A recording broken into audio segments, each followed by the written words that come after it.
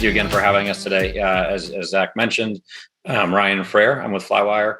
We handle companies' most valuable payments is the simplest way to think about what we do. We help our customers get paid and their customers pay with ease from anywhere in the world. And what we're really looking to talk about this afternoon is a really interesting topic that keeps coming up with both our clients and the market that we speak to, is kind of this concept of how that digital customer experience is working its way not just from B2C, where it's been for such a long time, but into the B2B space and AR. So we'll spend some time going through that. As I just mentioned, if you start to think about it, this concept of really easy, flexible digital payments are expected now. They're everywhere. Think about the last time you purchased something. You have more options today than you ever had, and they're all right here on your phone. There are things like Apple Pay or Venmo or PayPal. They're all embedded right in that experience to make it as seamless and easy as possible. While this is something that we now have the ability to take advantage of, it's been a long transition to get to this place. I mean, if you think of the last 10 years in payments alone, that digitization that's been taking place in the industry has taken time to get to where we are. And it's been heavily focused on this consumer journey, or on the personal journey associated with payments. And you see success in many places as a result. So if you look at this shift and you see what's been happening, I always age myself a bit when I start talking about checks, because more often than not, nobody's written a check anymore. And I was raised to balance your checkbook, but it's not something anybody even understands or how to do anymore, because you just don't need to. You have it all in a really simple format. And while experiences differ a bit, this digitization aspect of it is really critical. If you think about the different examples of apps here and that you see in front of you, and this is everything from buying something to sending money to someone to paying a bill. It really has worked its way into all aspects of our digital journey from a payments angle. However, when you start to think about this from a business perspective, you start to see a bit of a divergence almost in some ways. Those companies that sat down and understood, and maybe by, I always think back to early days Flywire. We're 10 years old now, but I was there for part of the startup journey. And you make these decisions all along the way to solve problems that when you look back on them, you realize how important those decisions were. Even at the time, you probably didn't understand how critical it was for the success of the company. And I think there are companies out there that did similar things. You look at Amazon, and so much of what Amazon did early was not just make the inventory available to you, but let's make this buying process, let's make it really easy. Let's make it digital. Let's focus on what it's like to be a consumer in that scenario, and make sure that we're presenting as a company a very simple way to interact with us or exchange funds, obviously, in those cases. And they've won. When you really look at that whole experience, including how to pay, we highlight that specifically, and we'll get into some more details later. But that payment aspect of this whole customer experience is critical. When you start to think about the scenario of a biller, that invoice that you send out, that's the primary way a lot of your vendors, suppliers, customers are actually interacting with you.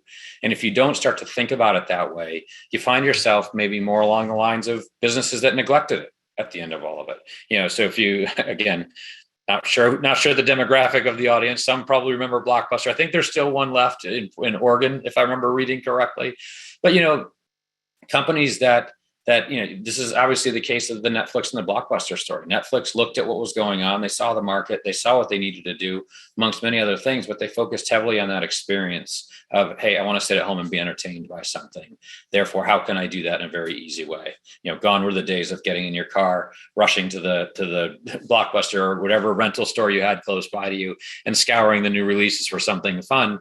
And transition to, I can sit at home in the comfort of my living room and pick a movie and pay for it and watch it. It was a very different experience, and you see that impact on many businesses across the industry.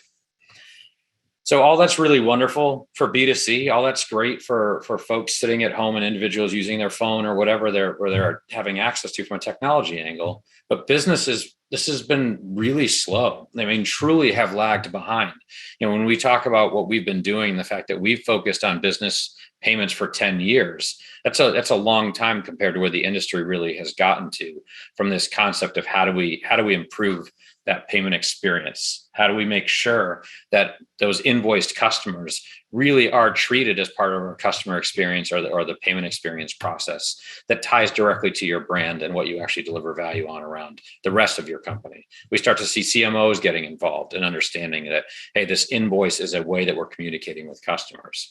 And now, as a result, I use a story all the time of clients that we work with, and obviously I'm changing names to protect the innocent, but let's take Amanda. She works in AR, and she goes out at night on a Wednesday and grabs an Uber via her app, uses Venmo to pay, split the bill with her friends. They're maybe using Yelp to figure out which bar to go to after dinner, all right in the palm of her hand through really, really strong experiences.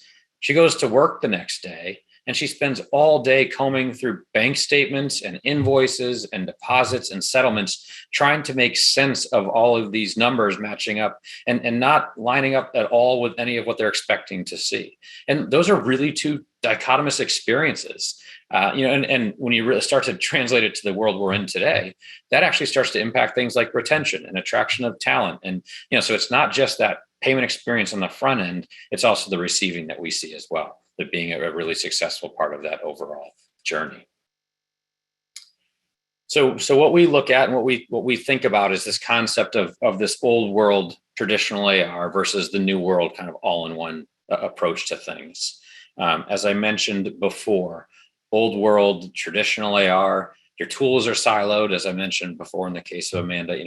I'm going to go to my, maybe an online banking portal and download statements or download transaction data to put in an Excel spreadsheet. I may even print that out because I have a stack of invoices that are printed out, and I'm going to start trying to reconcile these against each other.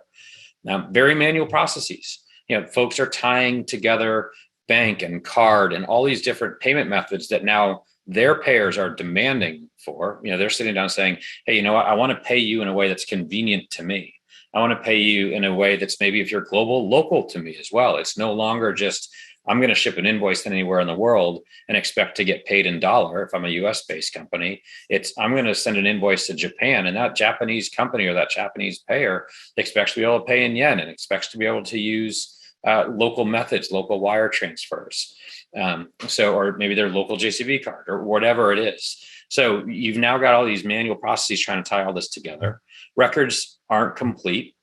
One of the big things that we've seen for so long, specifically with AR, is data and funds don't travel well together across many networks. Banks, card companies, alternative payment providers. Data is there, but it's not always connected in a way that matters and makes sense to that end receiver of the funds. In the older world, experience wasn't really the focus. It was more about getting the funds. And as a result of everything that we've been talking about, fees end up being pretty high as well. You have bank fees, you have card fees, you have any number of different ways. There's not a CFO I've talked to that loves paying to receive their revenue.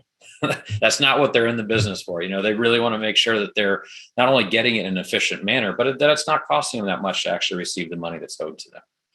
So what does this translate to today? What does this start to look like if we take into consideration the previous few slides around digitization and this better payment experience? It really starts with that payer or supplier paying into the network. What is that experience? What are you sending when you send your invoice? What kind of journey are you putting them on? Are you forcing them to do a conversion on their own? Maybe instead of billing in JPY, which you would do for a local scenario, you're sending a US dollar payment and you're hoping they can figure out the FX piece with their bank, or they have to sit down and try to understand how to send you the funds in a way that matters. This single source of global reconciliation, again, that connection of data to money movement. At any point in time, you should know where funds are. You should know how they're going to reconcile back into your system of record. It's a really important piece in this modernization and an improved experience. Because once you have that, if you have that single source and you have that ability to understand where funds are at all times, you can actually provide transparent service on top of it. There shouldn't ever be a case in a payment flow where somebody calls and asks a question of where's my money, and the answer is the worst is I don't know. Or the next layer up is it's in the banking network or it's in the card network. It's like, that doesn't really help me. I still don't understand where it is or when it's going to show up. So that single source is really critical there. we talked about the digital payment side of things. This is anything from your card to your alternatives, your wallets. Crypto is starting to work its way into this conversation as well. These are just all those different ways that are evolving as the industry moves forward, and businesses have to start to consider how they're going to take advantage of these opportunities as well. When you look at a payment network, it's another really great example. We talked to many finance teams today, and they find themselves in the position of having to create a payment function internally just to receive their money. So take the example of a manufacturing company whose job is to produce a world-class product. And now they're finding their finance team is sitting there, I have to say, well, hold on, but I can't just focus on that. I have to focus on managing card relationships and bank relationships and understanding how to collect funds globally if we go ahead and expand outside our own borders.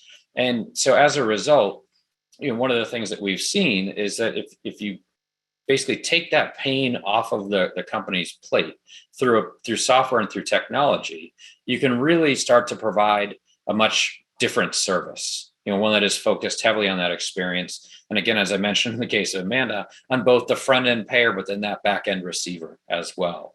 And when you start to do all of these things, you have that reconciliation, you have the modern flexible digital payments, you can start to integrate into the workflow that they already operate in. So you can walk in and instead of saying, well, you're going to have to replace that software for this and that ERP or that accounting package you have. It's like, nope, by building it in a modern manner, you can walk and say, we're going to embed. You get to embed yourself right into their existing workflows.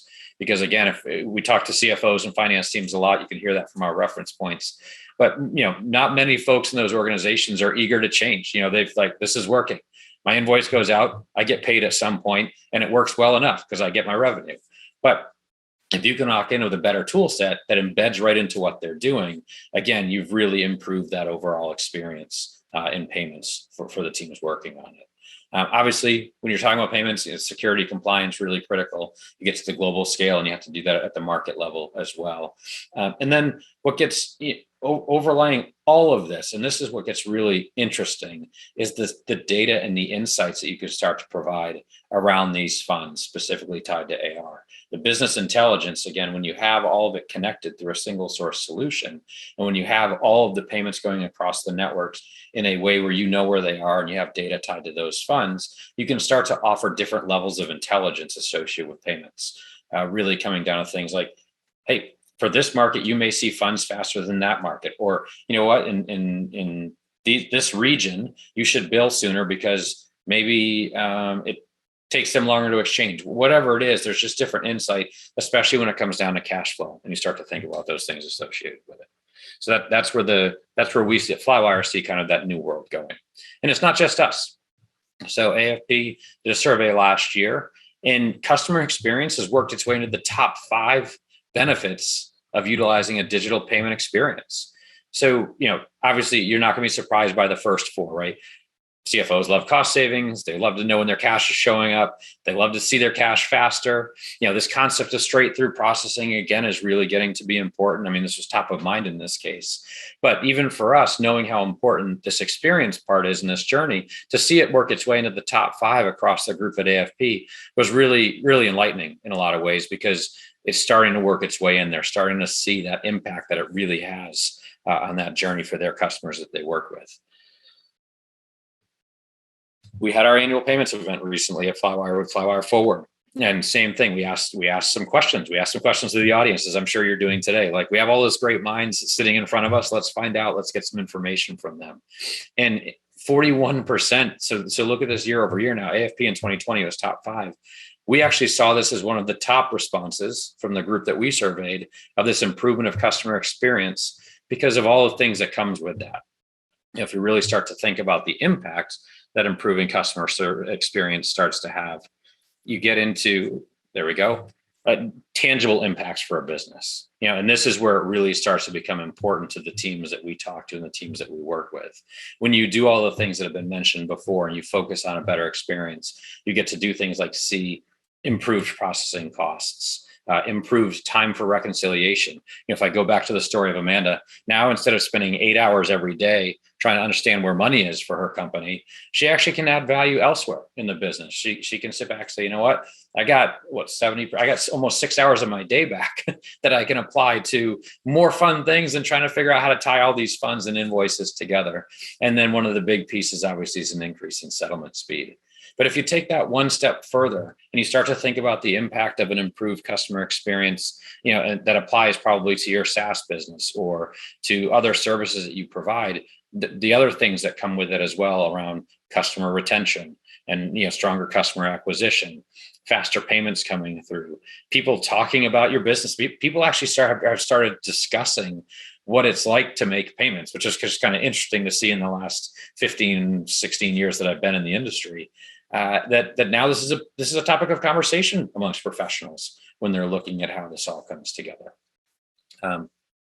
So with that said, I wanted to obviously open up some time for Q&A if there is, but overall, really, what I've hoped to have highlighted a bit of is this importance of focus on journey, this importance of focusing on customer and payer experience as you look to bill and receive funds, because at the end of the day, it delivers meaningful business impact to your company and to your customers, and it's a critical part that's often overlooked. So Zach, I'll stop there. I know that was quick, but I always want to leave room for some discussion if there is some. So I'll stop sharing on my end and just see what's popped up, if anything. Ryan, thank you. That was a great presentation. Definitely drove home the importance of experience in payments. If you have a question or a comment for Ryan, hit the Q&A button. We'll ask that here. I had a couple questions, I guess, while we're waiting. Please. In terms of you've been there for almost from the beginning, it sounds like. I've been here for a while. Yeah, it was 35 folks when I joined 8 years ago, and we're just crossing 600 now. So it's been a great journey. Well, so I guess my question was based what you provided to me sounded like the feedback from a mature company that really understands its customers. How has the product evolved, I guess, during that time period to incorporate some of those understandings? Yeah, it's a great question. And it's one that we really, as I mentioned before, kind of those decisions you make early on that you may not realize how important they are, but you look back and say, man, that was either lucky or great. Take your pick. And it's usually a combination of both. So, we had pulled together some experienced professionals from different industries that knew how critical it was to take that customer feedback, to see that client impact on building great product. So early stage, again, if you're in a startup scenario, more often than not, all the feedback you're getting is from your early customers. And you really have to set those channels up to not just hear it, but how do you act upon it? How do you make sure you've planned in your product and engineering roadmap to be able to consume that information that's coming back in and truly be able to build those early customers up as champions? And one of the nice things now, to your point on maturity, is we've kept that at the heart of our product development process. So we still have great relationships with our clients. We work really hard to make sure they have feedback channels and ways to get that information to us. And we've seen that, have a direct result in the success of our product and what we've been able to do. Great. You have one question came through from Dion. Great. Says that the website has education, healthcare, travel, and B2B. And so the question is, do you verticalize B2B? Yeah, so great question, because B2B, as we all know, is quite a large market industry, however you want to look at it. So I wouldn't say we verticalize it today. We have targets and we have focus segments that we go after. Right now, we're looking primarily at the manufacturing and technology spaces, because we find that the problems that they're facing fit really well with where our product is today. But the beauty of what we've done at Flywire, and you can see that with our success across multiple verticals, is that through the network and the technology that we've built on top of it has allowed us to grow horizontally over time. So it's really one of the ways that we've provided expertise in our solution is through the people and the Flymates, as we refer to our team, is through that front end, experience and expertise that we're bringing in from industry. So really, if you think about what we've been able to do is a really solid architecture that allows for some really light product development effort to really make it work well for the industries that we're looking at. But yeah, for B2B, we do have a couple focused areas, but the beauty that we've seen so far is there's nothing that prevents us from going after others. Great. We have another question from Joshua. He says he works in SaaS and been selling to many industries, including banking and fintech. He's seen the same exact focus on improving customer experience across all industries. His question: how have you systematized communicating with your customers in order to organize it and be able to use it as your company grows?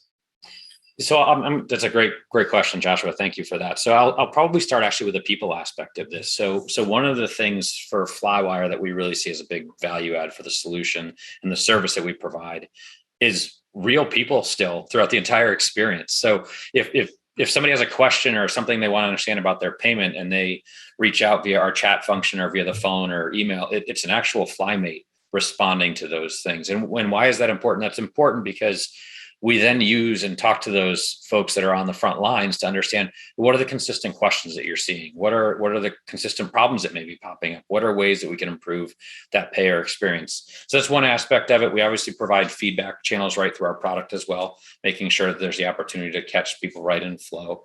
And we do the same thing for our client solutions as well. So if you think about the way our overall architecture and our solution is brought to market, we're truly helping our customers, the billers, serve their customers, the payers. So we almost have two parallel flows of payment architecture, payment experience, making sure we're getting feedback from that group. Because if those folks are happy, then we know our clients are happy. Same process on the client side. We have robust customer success teams across the organization. We have client experience managers who are there for any questions that pop up. So for us, it really starts with people and it starts with that relationship. Because again, I think there are many different ways to get feedback. They're really helpful, but having the opportunity to truly understand the problem that's at hand that needs to be solved is what I think allows companies to build product in a way that does focus on that overall experience. Got that. I appreciate that. I have another question. Please, yeah.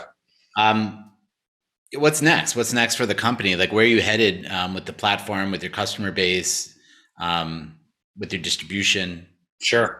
Yeah. So one of the things that's great about what we've been able to do to date at Flywire is we have a model, we have an architecture, we have a network that works quite well for what we do in market.